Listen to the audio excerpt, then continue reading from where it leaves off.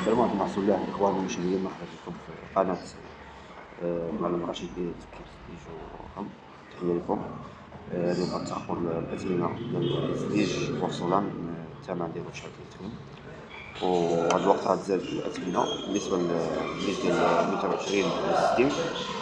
يعني إذا كان المترو كيتحسب 120 130 درهم، ولا كان فوافي راه كيتحسب بحاجة أخرى. وبالنسبة لليش اللي كيكونوا في الحمام صال دوبا، هادوك على حسب الحجم ديالهم كيبداو تقريبا من 500 600 درهم الواحد. وبالنسبة للشونفراج، كاين واحد الإشكال في الشونفراج، الإنسان كيسمع ميترو ديال الشونفراج مثلا ب60 درهم ولا كيشوف أنك راه مدوبل.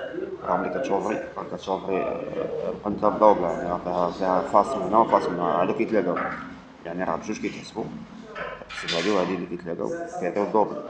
إذا كان 70 راه خلي 140. وزليج بالنسبة للزليج على 60 في الأرض، خصو 70 درهم، أضعاف ديال 70 درهم. وهذا احتساب التكلفة ديال إلا كان المحل عالي بزاف، وخاصك تطلع السلعة بالدروج ولا هذا اللي كيتزاد الثمن. وهادشي كلشي هاد البرنامج. تحية للإخوة كاملين، ومازال إن شاء الله شروحات أخرى في هذا المجال. تحية لكم.